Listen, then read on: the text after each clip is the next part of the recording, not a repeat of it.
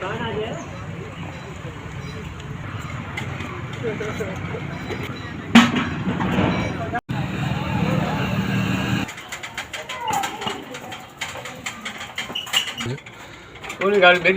साहब बच्ची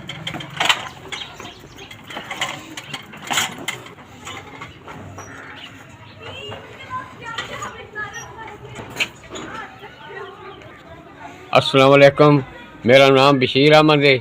6 मेरे बच्चे ने, 3 बच्चियां 3 बच्चे। दिल का मरीज भी हाँ। आ 200-300 की सब्जी लिया के तो गुजारा करना पे अपना 200-250 बच जाता दिहाड़ी, वो सर्कट चलता पे मेरा। ये गुजारा होती पई तो बच्चे छोटे ने, करने वाले भी मैं कल ही हाँ। इतने मेरे वसैल नहीं, थोड़ी सब्जी इस लिए होना कि मेरे को पैसे नहीं होंगे। पैसे होन तो चौखी भी लै आवां, लेकिन जितना लभदी उतने की लै आना।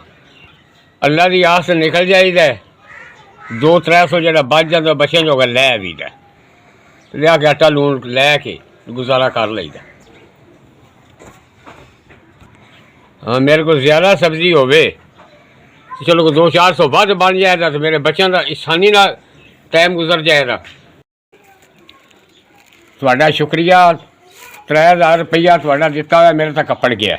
ये मैं सब्जियां थोड़ी ज़्यादा लै आवांगा, मेरे बच्चों का सोहना टाइम गुजर जाएगा। तुहाडा भला होवे, तुहाडा शुक्रिया अदा करना, करोड़ बार शुक्रिया अदा करना। मैं अगे मेरे को पैसे थोड़े आन तो मैं थोड़ियां सब्जियां लेंदा, ये मैं चौखियां सब्जियां लै आवांगा तो अपने बच्चों का टाइम अच्छा गुजार लाँगा। भला होवे तुहाडा। तुसीं जिउंदे रहो, माड़ियां बंदियां दियां इमदादां करदे हो। माड़ियां कोल सवा दुआ तो होर कुछ भी नहीं। असीं दुआवां जिंदगी भर करते रहांगे तुहाडे जोगियां।